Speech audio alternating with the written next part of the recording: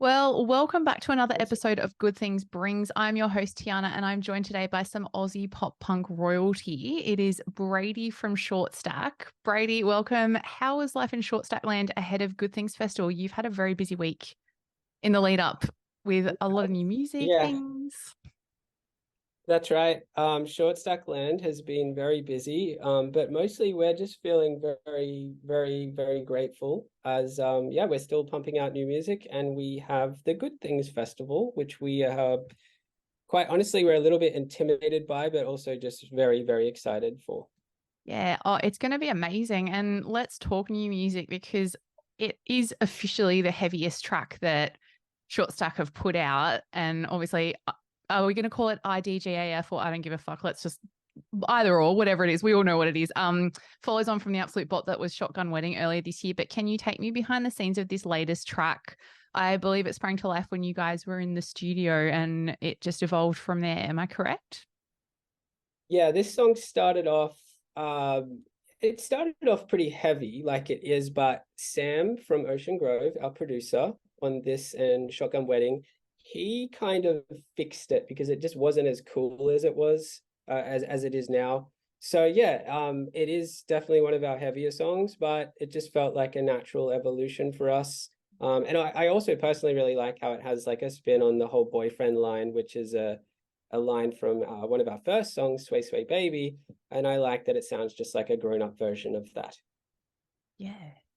Yeah, it's like a little short stack Easter egg. I really like this. And let's look set list wise then. What is the likelihood that we'll be hearing this new single on stage at Good Things imminently? Because I feel like that chorus alone is begging to be sung along in a festival setting.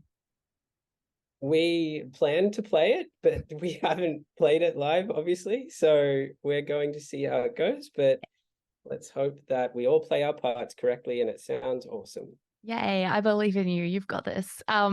Speaking of playing, you are obviously quite gig fit now following your massive regional tour early this year, and you had obviously a huge lineup of shows since you have quote unquote returned.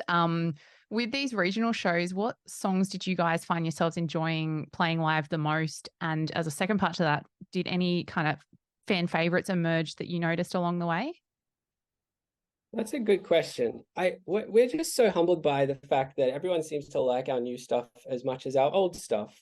So it's kind of really cool to have like our stuff that we've been playing for like over a decade, well over a decade. And people are still enjoying that. And also it's like nice and fresh to have our stuff that we're still forgetting our parts sometimes because it's so new. Mm. So yeah, we played like a best of all of our singles on our regional tour, and then the Good Things set. It's kind of similar, but it will obviously have our new song, IDGAF, and maybe even a couple of other little short stack Easter eggs.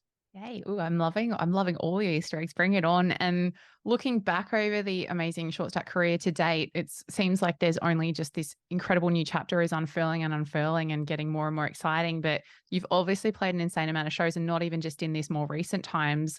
Looking back, and it might be like a really broad question, but what is a standout short stack live memory that springs to mind that you will never ever forget? What's the first thing that comes to mind when you look back at your amazing live career? Oh my goodness. Andy falling off the stage in Melbourne Festival Hall is a very big highlight. Hmm. Um, I think just like having that moment that every band probably dreams of, and it happened to us, and it's like seeing a sea of people and just knowing they all, presumably, obviously they came for the supports as well, but they're all here and spent money on us and they want to hear us. That's kind of a mix of like a bunch of different tours where I have that memory, but it's just a really like you can't buy that kind of feeling, and we're all really grateful to still have that. Yeah, and we're all really grateful that it is continuing and it's so going to be even more exciting because obviously we're closing out with a festival, but it is not the end. It's only the beginning of this incredible ongoing chapter. And let's talk vinyl for a moment too, because another thing that's been awesome to see this year for you guys is the release of This Is Backcountry and Stack as a new black on vinyl for the first time ever. How does it feel to be able to finally have those incredibly special albums pressed and out in the world? Because I feel like it's been a very long time coming. I didn't really get onto the vinyl train as quick as other people, but now that we have our own collectible vinyls with this awesome artwork, I kind of get it, because I get that, like having that physical thing and putting it on your shelf. So yeah, it's awesome. I love that it's so popular, and we charted with our vinyl, which I just didn't really see coming. So it's really nice that people, they're not super cheap, because you get this huge thing. So people obviously see the value in owning something like that. It's a really nice feeling. Yeah, I love that. And looking ahead to Good Things, there's an incredible and very diverse lineup on Good Things Festival this year. Plenty of Aussies, plenty of international acts. Now, forgive me, I can't not make this a MySpace themed question, but bands on this year's Good Things lineup, who would be in the short stack top 8? What bands are you most pumped to see live and or hang out with backstage? Okay, we've obviously been talking about this a lot, because we're going to try and see as many bands as possible, but I'll try and list 8. Okay, so Fall Out Boy, obviously. I guess we'd have to throw Limp Bizkit in there as well, even though I feel like we were just slightly too young for them, but they're amazing. So they're going to be in the top 8. Definitely Taking Back Sunday. We're going to go slowly, because we love those guys. That's 4. 4 more. We're going to go Boom Crash Opera, because I grew up playing drums to them. They were like one of the first songs I ever learned. Eskimo Joe, they're amazing. 2 more. We're going to go Stand Atlantic, because we love them. And then the last one, I'm definitely not looking at the list of Oh, bands. Let's go Spiderbait. boom. That is perfection. That is a very, very solid top 8 as well. I love this. Well done. And Thank you. finally, before I let you go today, I have been asking all of our Good Things Brings guests this very question. For yourself, what is a key item for you that you always will have with you when you're touring and playing festivals? Like, what would we find packed and ready in the land of short stack or Brady if we wanted to go band or personal? But what would you have to make sure that the festival experience is a good one? We go two very well, one obvious answer and then like a weird one. So Love it. hand sanitizer is a must.